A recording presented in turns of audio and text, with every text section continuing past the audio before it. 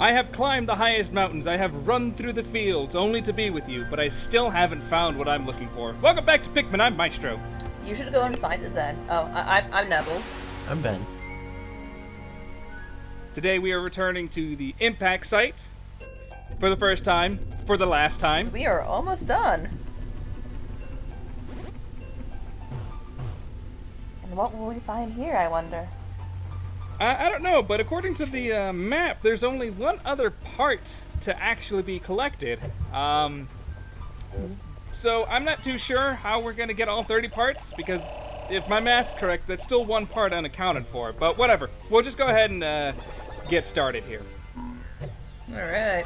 It's the super top secret part. So, the impact site's good to revisit for a number of reasons besides collecting the second part here. It is a great area to regrow some Pikmin if you find yourself running low. Because as you can see, just in this immediate area alone, there's a shit ton of pellets to collect. Exactly. And not only that, plus there are 10 pellets for each color, as well as 20 pellets for each color. And we got this guy, the iridescent flip beetle. This guy's fun. While his shell tends to distract Pikmin, if you do manage to throw one directly onto it, it will flip over and spit some shit out, like nectar or pellets. It's great. It's great shit. He's just a friend, and he wants to give you presents, but you have to beat them out of him, so he's kind of like a piñata.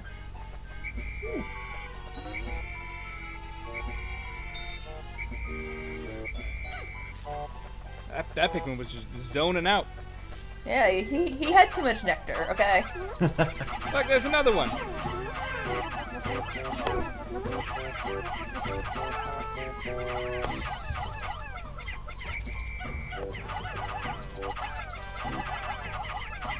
So yeah, whenever you come across these guys, they'll just kind of scurry about until either you flip them over a few times or they just time out and they go back underground.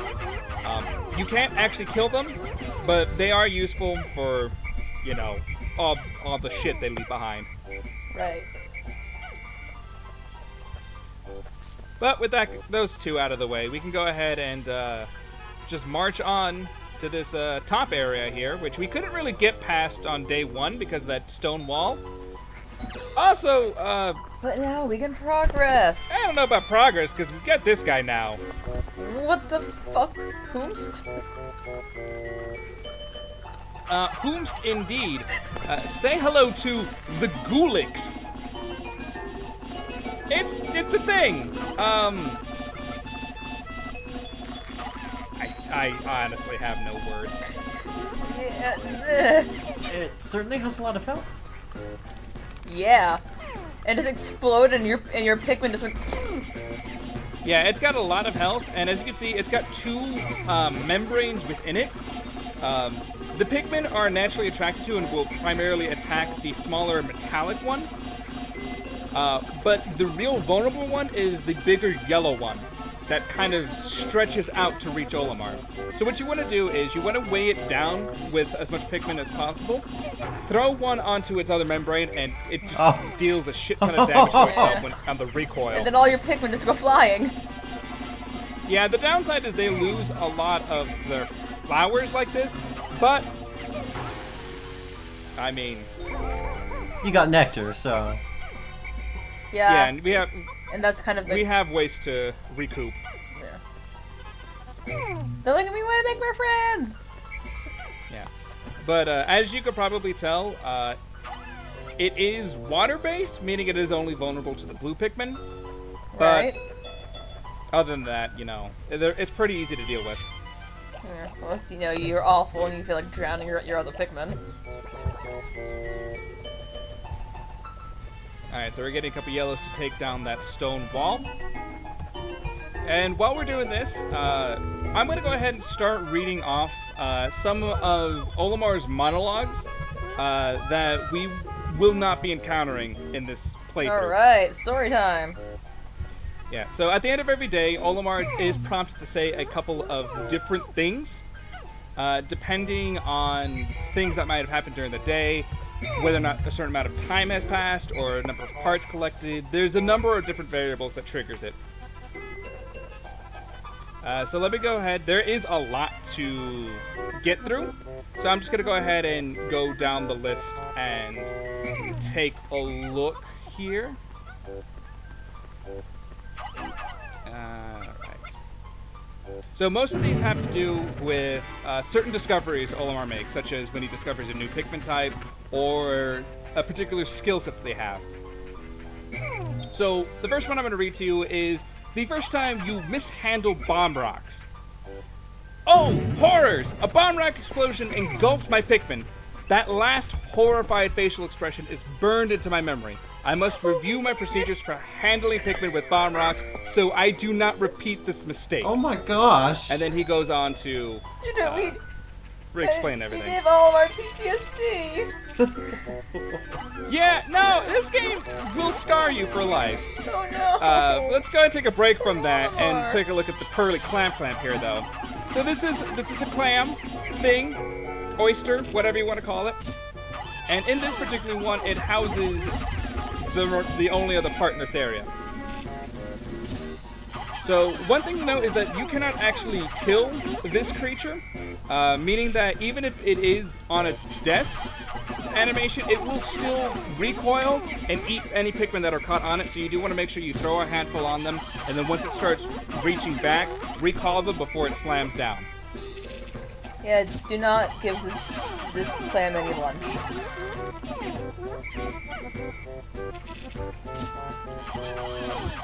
Now, it is possible to one-cycle this creature if you throw enough Pikmin on it, but however, the timing of it can be tricky to gauge.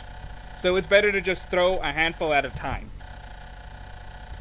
Besides, this is the only area they're found in, and given this is the space only part noodles? to collect... Look, I mean, he's a man. What man knows how to cook?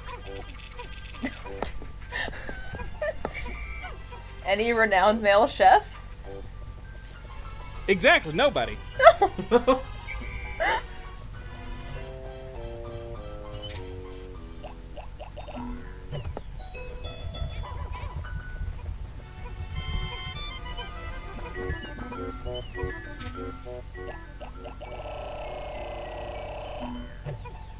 So what we're going to be doing is taking advantage of the area to flower up a lot of our Pikmin, grow some more if necessary.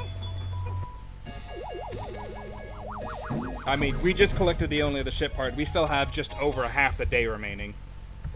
Right.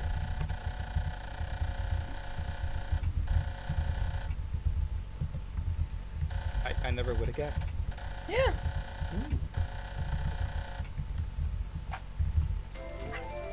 That's where the last part is. It's beautiful. We can leave. Magnifico! Anyway. His last part was an N64. So we're just jumping ahead. To learn that, 100 Pikmin can be in the field at any time. Yeah. But considering there's not really much else for us to do, we're just going to go ahead and skip ahead and go to Sunset.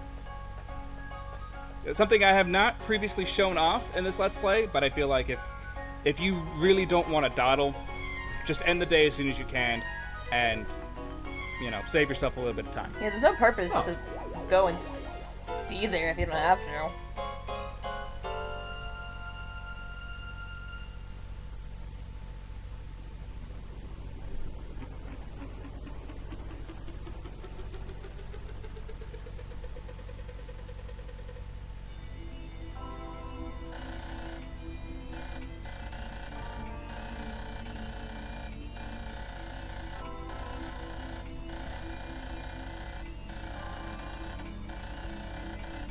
It's a final countdown. Oh, no, wait, showdown. I mean, those are some drastic numbers. So during the course of this Let's Play, because we have gone through it rather quickly, there are certain creatures that during this playthrough we would not have normally encountered. So I'm going to go ahead and take this time here, since this episode is rather short, to go ahead and go over some of these missed enemies. The first one is actually here in the impact site once again.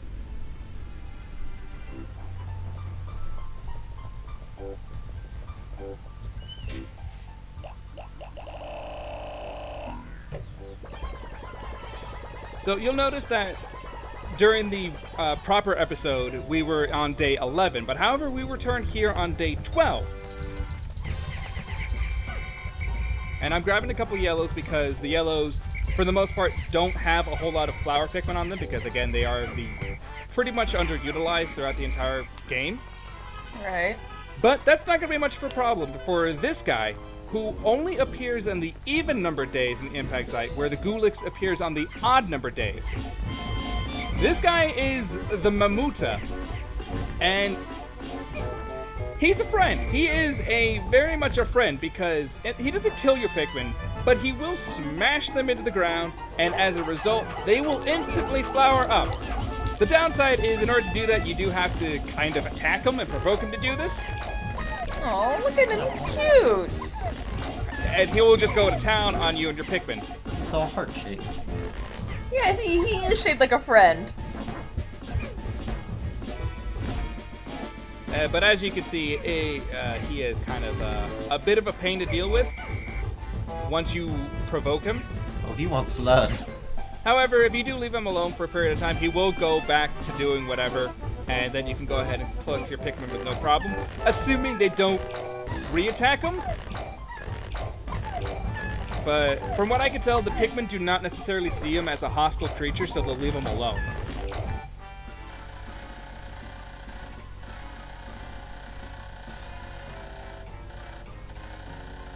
Alright, so while they're dealing with this, I'm going to go ahead and read off another message. These next couple kind of appear whenever, assuming none of the other triggers have happened during the previous day. So the first one is this. When I see the Pikmin engaged in fierce battle with other creatures of this world, I often grow uneasy, wondering why they never attack me. Could it be that they actually view me as a parental figure? A strange, disturbing thought. Oh, Olimar's like, I'm not ready to be a father. I mean, he has a family. He's not ready to be an adoptive father. Yeah. So here I'm pointing out a creature that we did previously miss, and unfortunately I just never prompted it during the playthrough because it kind of appears somewhat at random, the Honey Wisp. All it does is just drop a single drop of nectar. You can't kill it, you can only just freak it out, make it drop its nectar, and it'll just re-disappear into the ether. My favorite thing to do. It is briefly useful. So with that, we're going to go ahead and jump back to the Forest of Hope.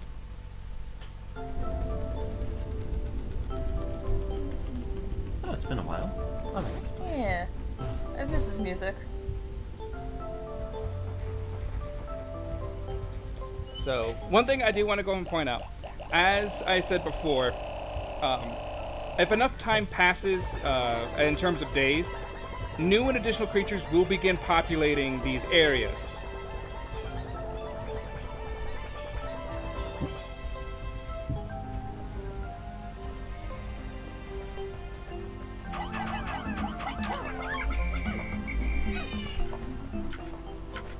Some of these guys out of our way. These guys have actually always been here, but we mostly leave them alone because they're harmless and they just tend to be more of a distraction. But these are the wogholes. These are the tadpole equivalents of the wallywogs. They're cute in that form. Oh yeah, no, they're perfectly harmless. But the thing is, they tend to be a distraction because Pikmin will kind of keep chasing after it until it's dead. Oh my god! The Pikmin are the bullies now. In certain areas, they will be nearby adult wallywogs. Be like, Mom, which means these that Pikmin are bullying me. Yeah, so that means that if you're not careful, they will walk right into a nest and will be unfortunately flattened in time. But the wallywogs themselves are pretty easy to deal with. The Pikmin are just fast enough to be able to catch them when they're swimming around like that, but again, it's usually best just to leave them alone.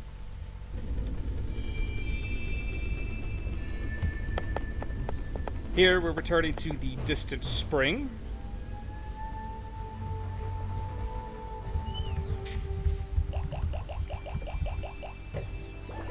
We're on day 16, because, as you can see, there are some new creatures here that we missed.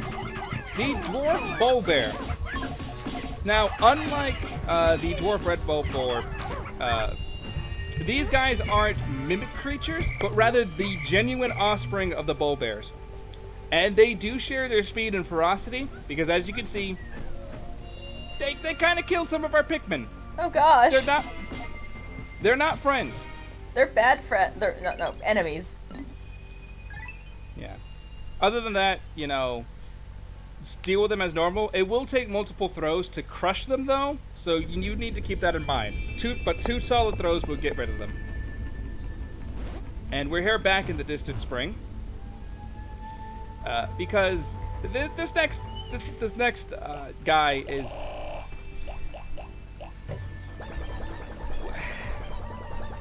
Would you like to see the face of the devil? Sure. Oh, good.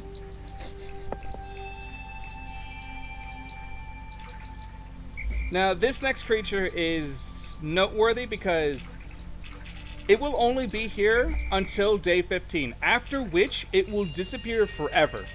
Meaning it is possible to miss this encounter completely. But there's an egg here. Just sitting here, right? He's just chilling, having an excellent time. Yeah, no, not anymore. Oh, boy. Oh, this thing, yes. That definitely looks like a hellspawn. Oh, well, I was like, nah, this is nothing.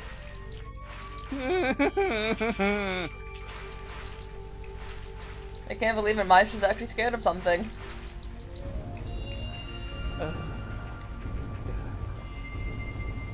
So are you just going to attack it or what? Because right now he's just milling around your campsite. I thought he was just trying to wreck your ship. Me he went, too! He went straight for the ship. Wait, oh my god, what is he doing? So say hello to the Smoky Prog, a boss creature of sorts. Honestly, I really don't know what to make of what this thing is supposed to be. In-game, Olimar kind of posits that it's a malformed Mamuta, but his reasoning for that's a little weird. But it has something to do with the fact that its abilities are reverse mirrors of what the Mamuta can do. So while the Mamuta can plant Pikmin and flower them up for you, this guy will uproot any Pikmin and then kill them in its poisonous cloud that kind of follows behind it. Oh god, what? It's like welcome to Earth, poisons. Yeah, pretty much. And as you can see, he has this weird ability to glitch out the Pikmin counter. Because somehow we have more Pikmin than actually exist right now. Oh my goodness, that's amazing. Yeah, so its only vulnerable spot is on its head area. The general head And vicinity. you don't want to take a whole lot of Pikmin to deal with this guy unless you're not worried about losing them. Because, yeah. They're dying! Those sad, pitiful noises. So yeah, we're gonna go ahead and let this play out, and I'm gonna read some more depressing shit. Yeah. Oh man, and my favorite. I'm really feeling it. I'm I really wonder if these feeling Pikmin it. were waiting for me to arrive. No, not necessarily me, but an alien being like me who could fight alongside them. On this planet, there are weak species, but maybe they see that they can use the power of an alien brain to climb to the top of the natural order. Such ideas make me wonder if it isn't I who is being used by them. Oh. Another similar message. No matter how many of their compatriots fall in battle, the Pikmin fight on. Would this have been a peaceful planet had I never come? No. Surely the Pikmin lived like this before my arrival. They must have. In any case, I must not waver if I hope to return home. My task now is to do whatever I can to recover all the dolphin's missing parts. Hey, here's another one that's a bit more happy. Occasionally when I look behind me, I make some very amusing discoveries. The Pikmin all seem to follow me in the same fashion, but there are always individual specimens that end up performing the wrong actions. I suppose that there are capable Pikmin. There must also be clumsy, dim Pikmin as well. That is the natural way of things. Man, some of my Pikmin are dumbasses. At first glance, the Pikmin have such innocent faces, but this is misleading. They can actually be surprisingly whimsical. After leaving the group, they dig up plants on their own and frolic about, sometimes never returning to the onion. When I find none follow me, I begin to worry. I must pay careful mind to their movements.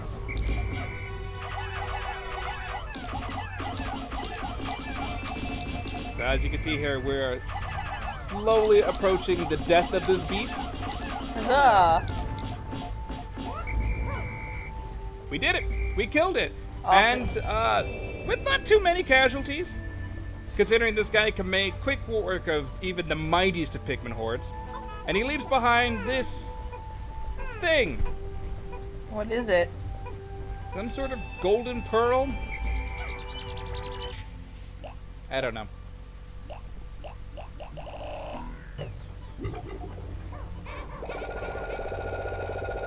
Whee! Oh my god! Yeah, so killing the Smoky Prod will get you a very nice Crap 100 load Pikmin. of Pikmin. God. Fast Sprouting forward. up like weeds.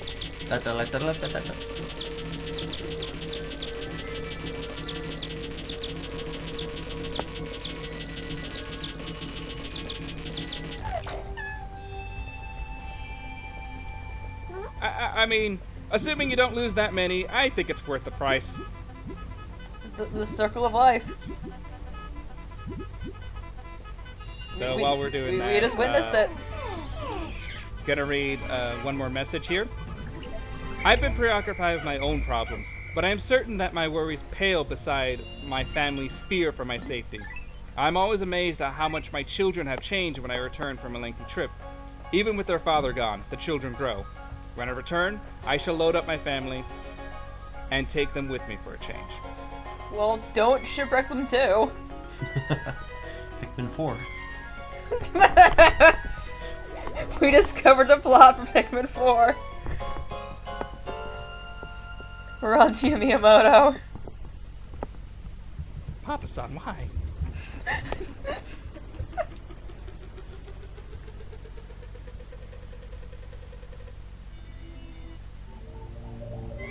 So yeah, enough of that. With that, that's going to wrap it up for this episode, and when we return for the final time, we will be going to the final trial. Oh, look at all the little shooting stars. It's pretty.